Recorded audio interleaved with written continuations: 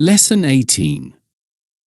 Accepting the diagnosis and working with grief for your former life. Schizophrenia changes everything: the way you think, your sense of safety, your relationships, your goals, and your vision of the future. After a psychotic episode, you may feel that the world has ended, that you are no longer the same person, and that your former dreams are no longer within reach. These feelings are a natural part of recovery.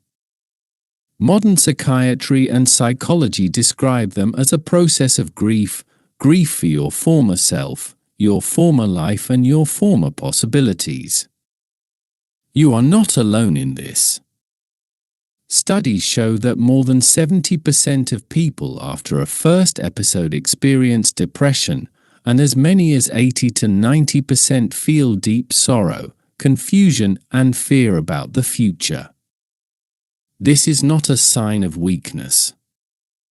It is a sign that your mind is returning to sobriety and is beginning to see the consequences of what has happened.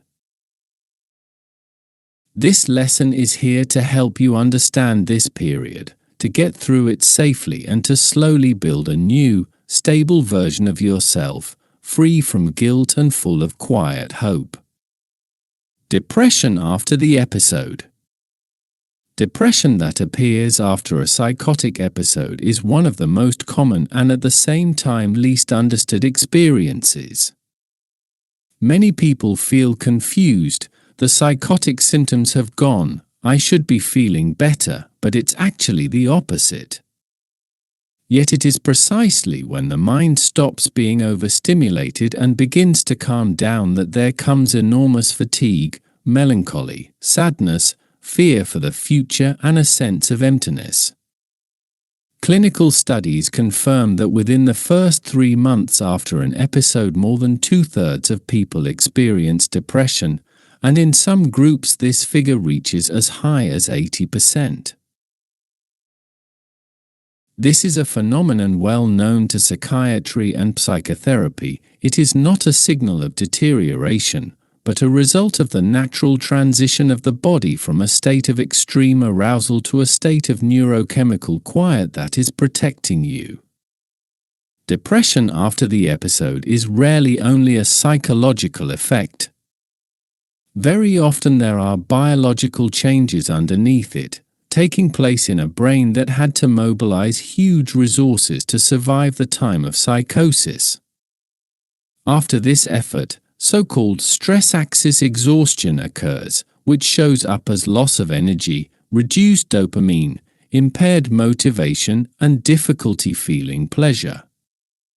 At the same time, most medications used after an episode, especially second-generation antipsychotics, have a calming effect, reduce emotional tension, and dampen arousal.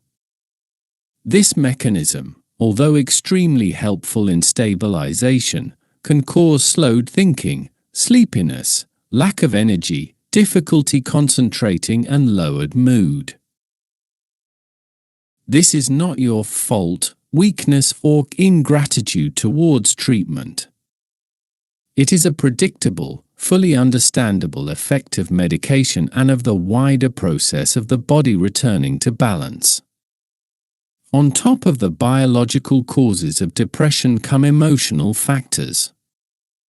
As the psychosis fades, the person starts seeing the world clearly again, and only then does it hit them what has happened: broken relationships, lost opportunities, the fears they have gone through, and sometimes shame or guilt about what they did during the episode.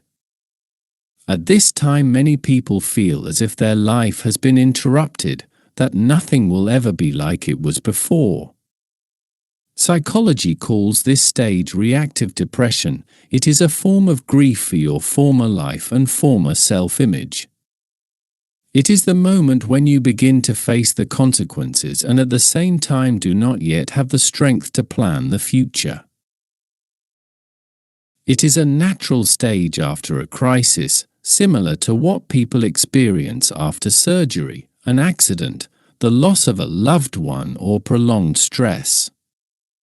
It is worth knowing that post-episode depression is reversible and responds very well to treatment.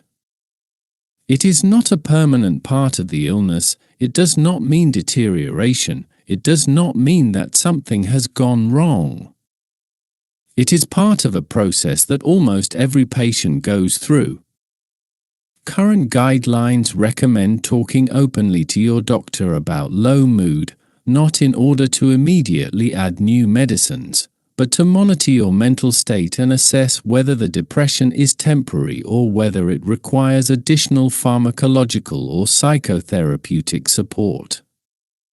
Studies show that in most cases depression subsides by itself over a period of several weeks or months, as the body adapts to treatment and emotional tension eases.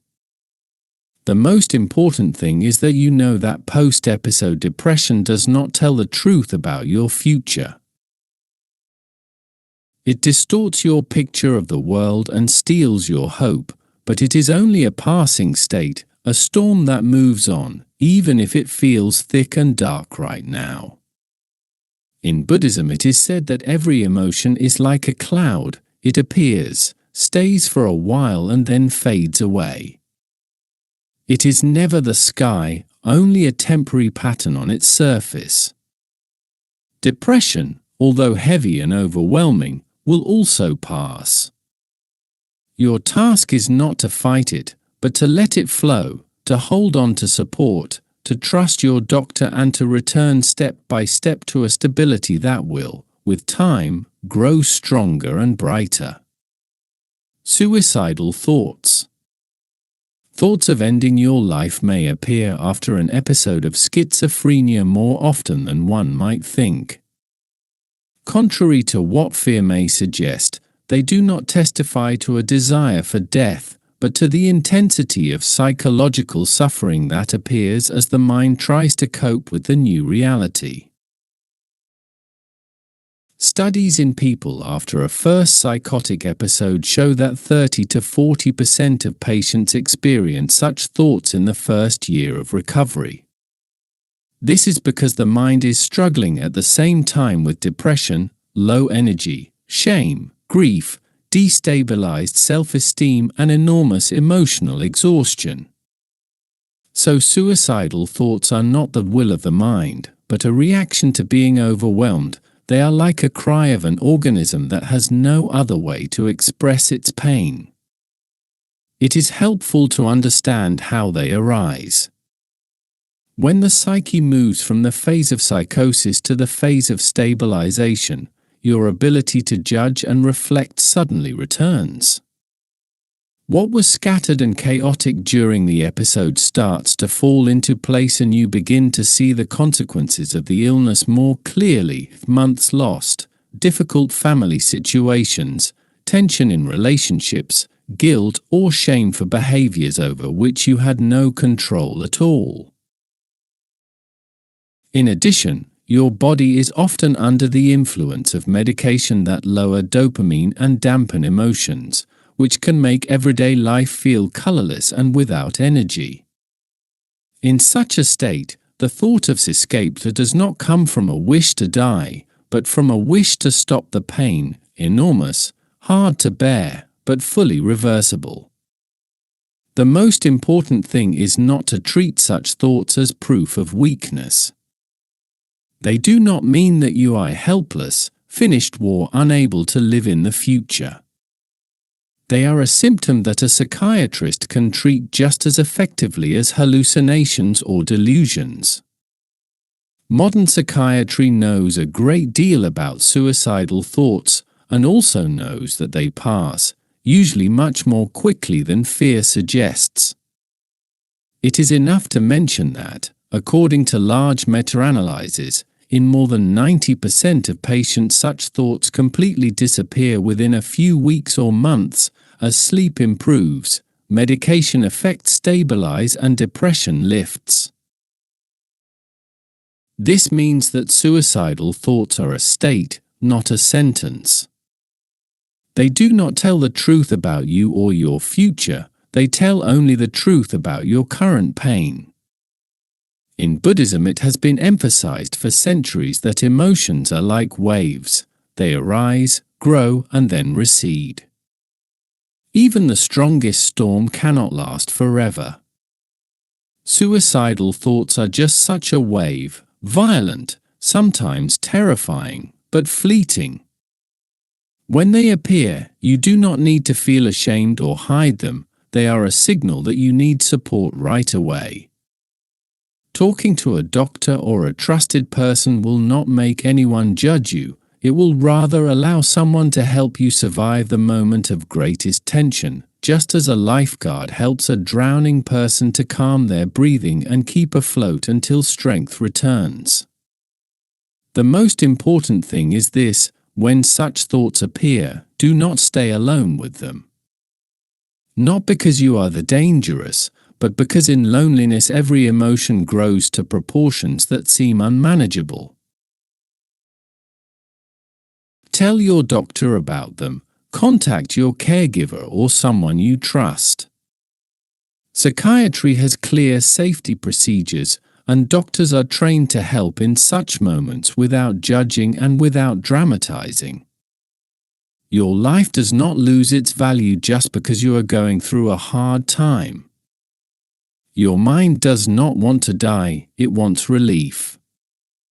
And relief is possible, real and achievable at a much lower cost than it seems. Impulsive stopping of medication. After a period of intense symptoms, when the mind finally quietens down and reality becomes clearer, many people begin to believe that they no longer need treatment.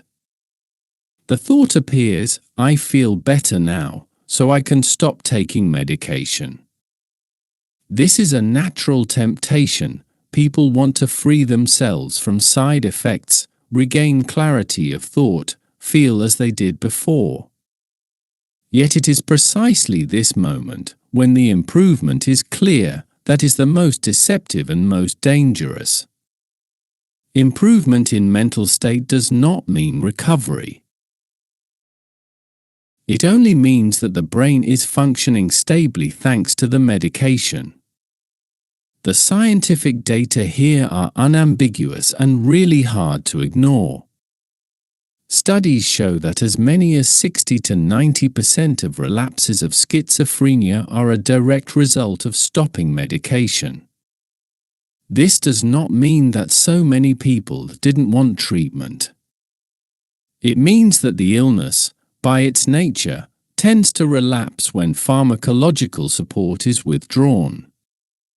Most often the patient stops medication because they feel well, and this is the greatest paradox of schizophrenia.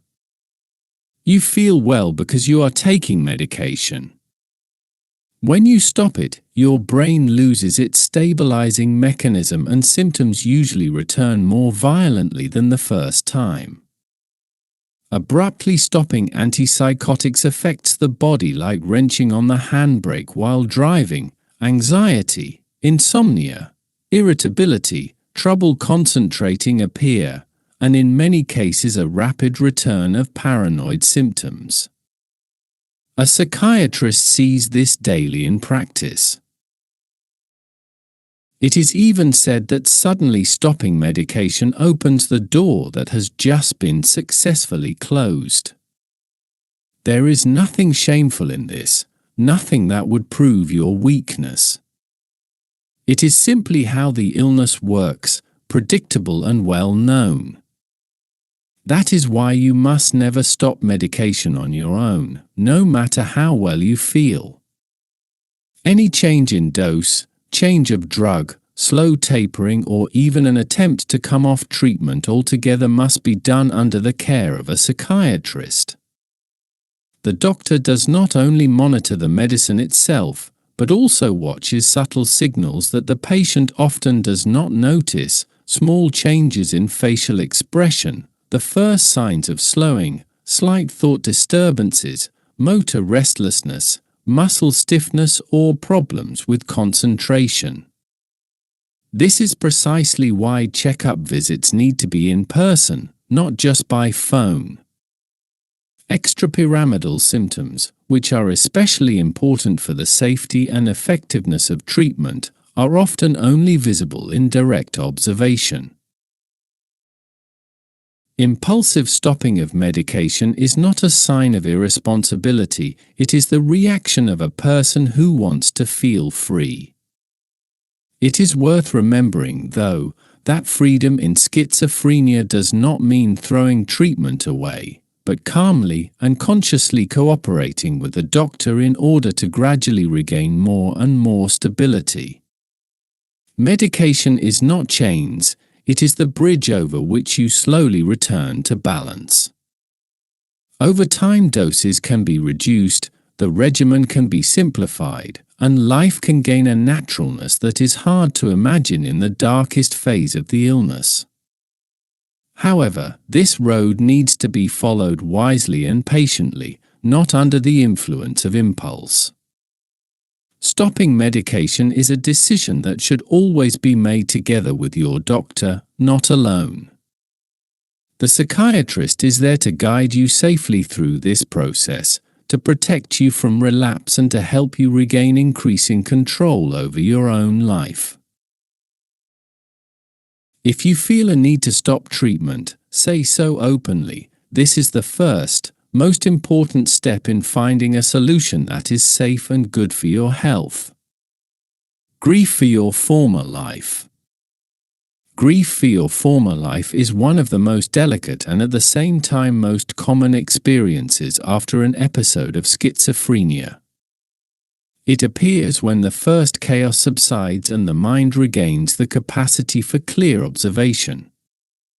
It is then that you begin to see more clearly what the illness has taken from you: time, energy, relationships, dreams, ambitions, or sense of direction. You may feel sadness for your former version of yourself, the one who was full of plans, certainty, and hope. In many professional manuals, this is called grief for your life before the illness, and its intensity is fully understandable. Every human being, regardless of diagnosis, experiences grief when reality diverges from earlier expectations. In schizophrenia, this process is often more vivid because the change is sudden and painful. Grief does not mean that your life has ended. It only means that it has been interrupted and needs to be put back together. In remission, many people say they feel as if they suddenly woke up in a new reality, different from the one they remember. A sense of alienation from oneself is very common at this point and completely normal.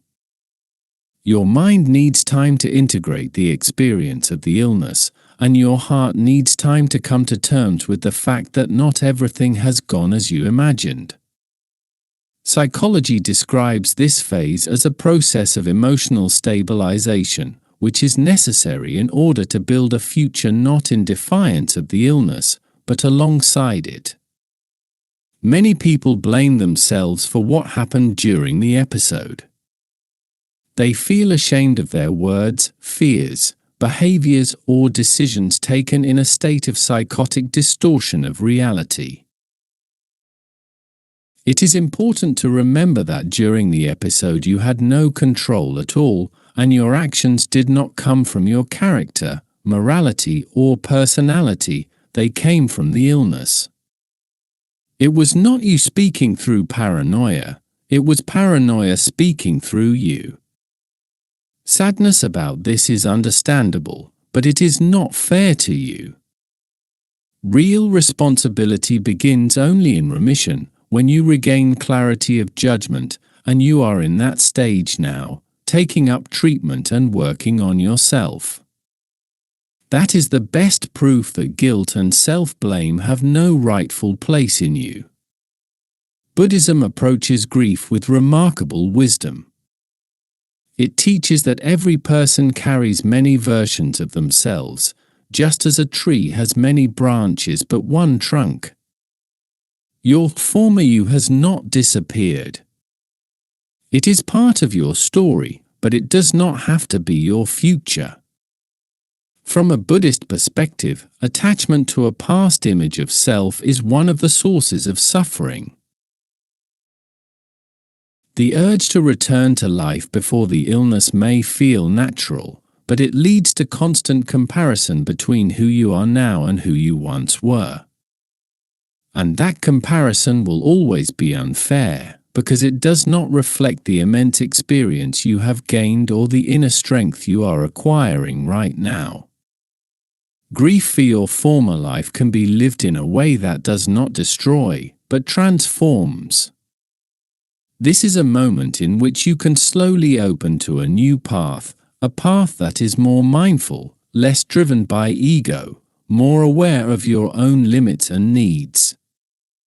Many people after psychotic episodes discover that their life, although different from before, becomes deeper, more authentic, calmer and based on real choices rather than on the compulsion of ambition. This is not an easy process. But it is possible, and, most importantly, it is available to you. Grief is not a sign of failure. It is a sign that you have truly begun to see your life as it is. This is the first step towards acceptance, and acceptance is the first step towards freedom. You do not have to go back to your old plans to live a meaningful life.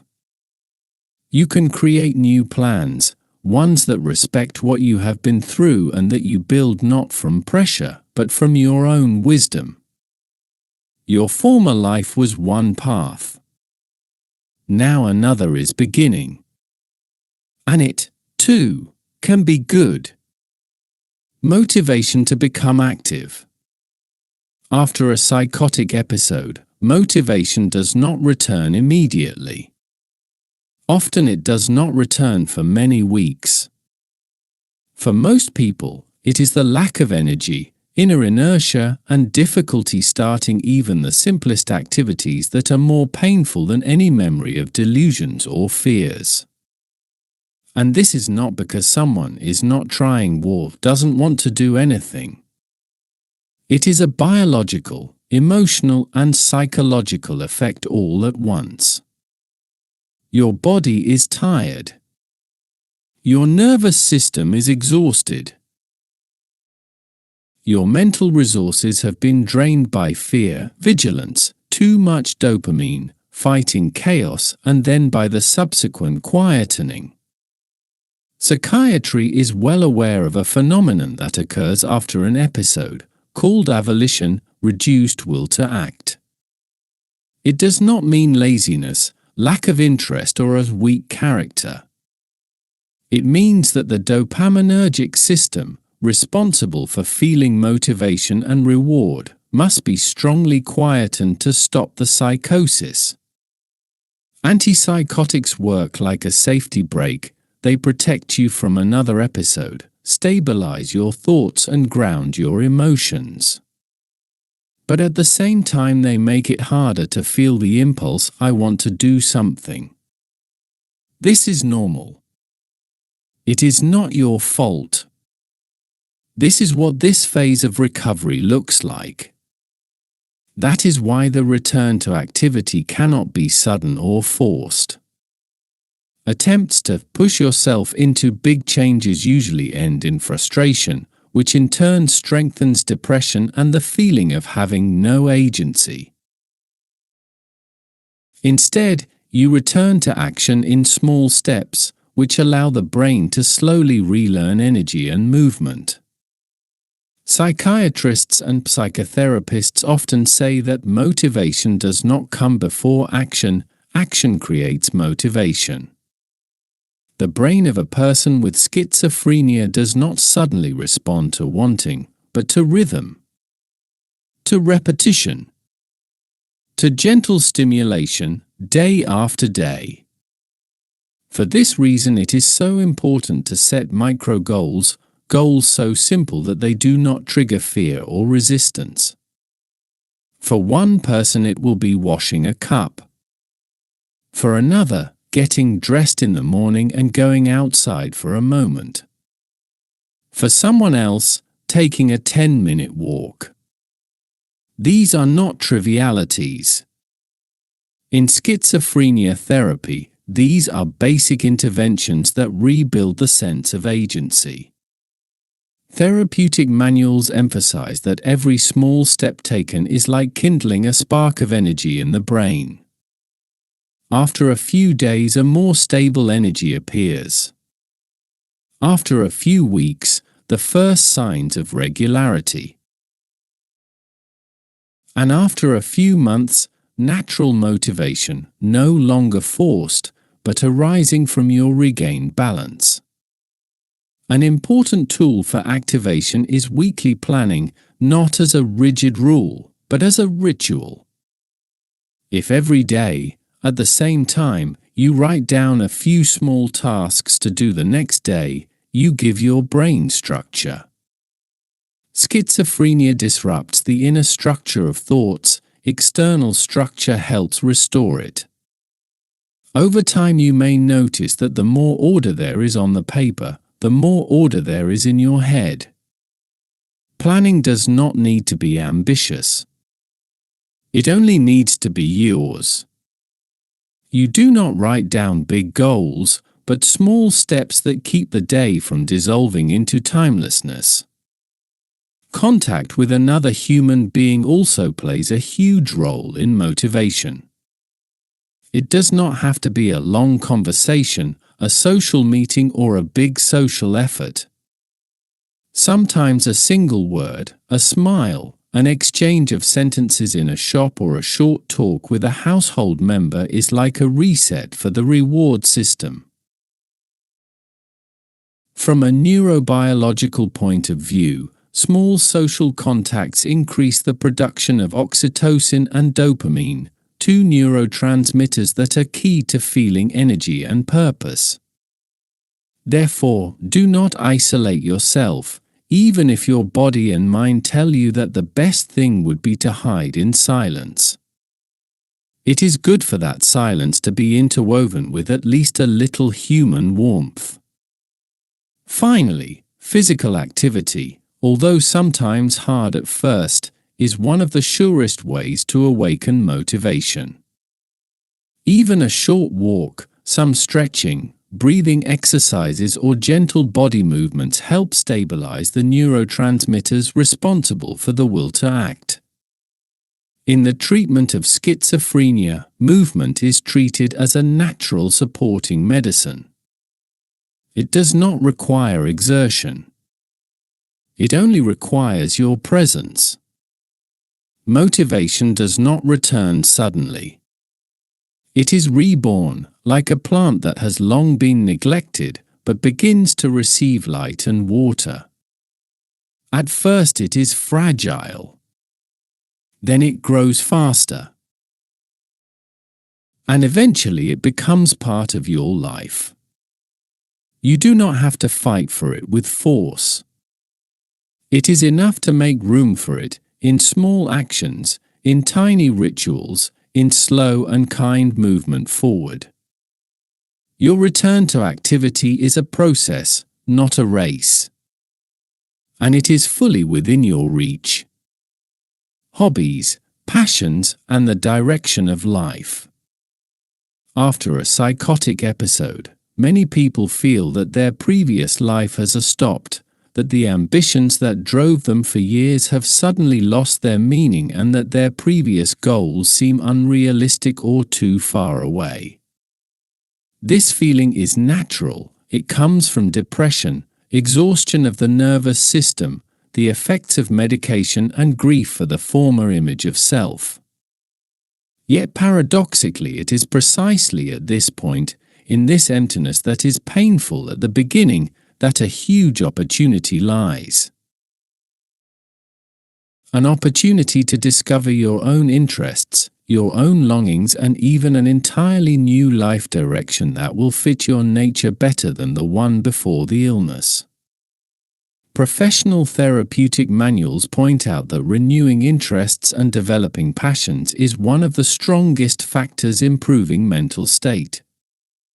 Studies of the IMR, Illness Management and Recovery, program conducted on several thousand patients, show that those who, after the episode, started any passion, whether manual work, music, gardening, photography or sport, had 30% fewer relapses and 40% higher self-esteem after a year of treatment. This is not magic.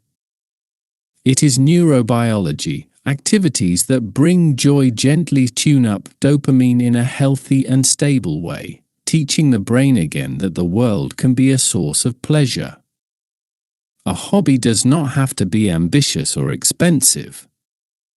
You do not need to write books, paint pictures, or make music for your passion to have value. In schizophrenia, small activities that bring rhythm into the day, organize thoughts, and signal to the body that you are present here and now are the most important. For one person this will be embroidery, for another doing jigsaw puzzles, for someone else a quiet walk with a camera. It is not about being good at what you do, it is about being present.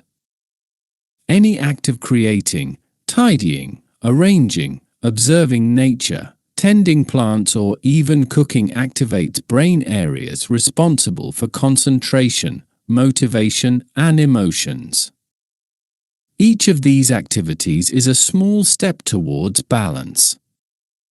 Many people who go through a psychotic episode later say that their life changed direction and that this change was ultimately good. Something very important appears: freedom from expectations that were previously a compulsion. Old ambitions, sometimes born of fear, competition, social or family pressure, lose their grip. A mind that has survived a crisis is often more sensitive, more attentive, and better able to recognize what is truly valuable. This is a moment when you can ask yourself, what do I really want, not what should I do? The difference is fundamental. From a Buddhist perspective, real wisdom is born in the quiet after suffering, a wisdom that does not come from ego, but from a deep truth about yourself. Finding your direction in life after an episode does not have to be immediate. You can allow yourself a phase of exploration, trying different things without pressure for any of them to become the one. In this process, it is crucial to open up to what is new. In therapy, it is often said that the best hobby is one that combines three elements: creativity, movement, and contact with the world. They do not all have to occur at once. What matters is that one of these spheres is stimulated regularly. Creativity gives a sense of self-expression. Movement stabilizes brain chemistry. Contact with nature or people gives a sense of rootedness. Each of these elements supports your recovery in a different way, at a pace that does not impose pressure but creates space. With time, it may turn out that your passions and interests begin to lead you towards a new life direction. Many people after an episode discover abilities in themselves that they had never valued before: empathy, patience, sensitivity, a talent for observation, a need to help others, a deeper understanding of human suffering. These elements can become the foundation of a new identity, a new profession, a new form of expression. The illness does not have to be an interruption of life. It can be its transformation, an experience that opened the door to deeper awareness and more authentic being. The most important thing in all this is not to feel obliged to be productive or useful. Passion is not for assessment. It is a way of bringing color, lightness, and direction back into your life. It is a tool for rebuilding yourself. It allows you to feel that the day can have structure and life can have meaning, even if it is a small and delicate meaning. You do not have to know right away where you are heading. It is enough to take the first step. The rest will appear in time, just as a path appears as you start to walk it. Summary. Accepting the diagnosis is one of the most delicate stages of recovery. After the episode there comes grief, sadness, fatigue, and a sense of confusion, and all these emotions are a natural reaction to an experience that was bigger than your strength at the time. Depression, loss of energy, lack of motivation, and suicidal thoughts do not mean that you are giving up. They only mean that your mind needs time to regain its balance, and your body needs time to rebuild its resources. In this process, it is extremely important not to stay alone with everything, but to make use of help from your doctor, caregiver, and people who are ready to support you. It is also a stage in which you can gently begin to rebuild your life, not from compulsion, but from curiosity. Small goals, tiny activities, hobbies, and interests become the first steps in finding a new direction. You do not have to return to your former self. You can create a new one, calmer, more aware, more authentic. Let this lesson be a reminder that the future is still open and that your story, despite its difficult moments, can still unfold in the direction of light and balance.